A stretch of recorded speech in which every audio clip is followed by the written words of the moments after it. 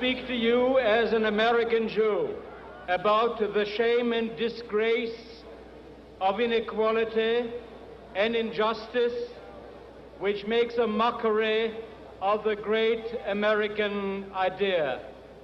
Rabbi Prince was the only Jewish leader who spoke that day at the march. He came from Berlin. He had been jailed there.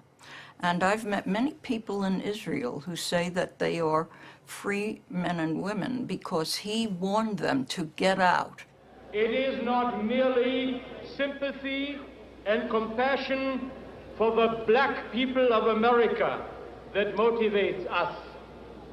It is a sense of complete identification and solidarity born of our own painful historic experience. The most urgent, the most disgraceful, the most shameful, and the most tragic problem is silence. I think the Holocaust had stimulated a realization of the nature of suffering so that the strongest allies were out of the Jewish community. There was a sense of common struggle. Part of the Jewish identification with the black community did have to do with our own tragic experience in Eastern Europe. But it goes back further. I think it goes back to what we study and what we know to be so from the Bible.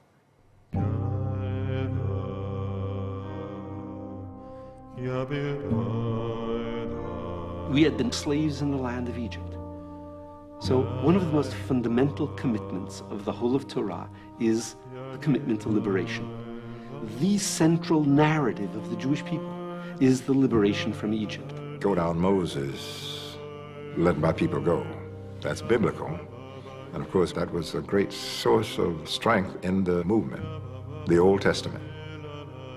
Those stories were so full of dynamite that people simply just were glad to use those stories and push forward for freedom. And they did. Never before in Jewish history have we had the opportunity to translate the power of the liberation idea in Judaism in ways which manifest not only our concern for Jews who are oppressed and Jews who are enslaved, but to manifest our concern for all human beings who are oppressed and all human beings who are enslaved.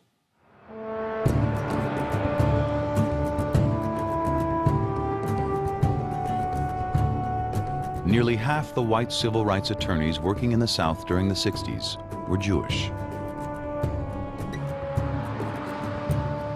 More than half of the white freedom riders who risked their lives to integrate public transportation in the South were Jewish as well.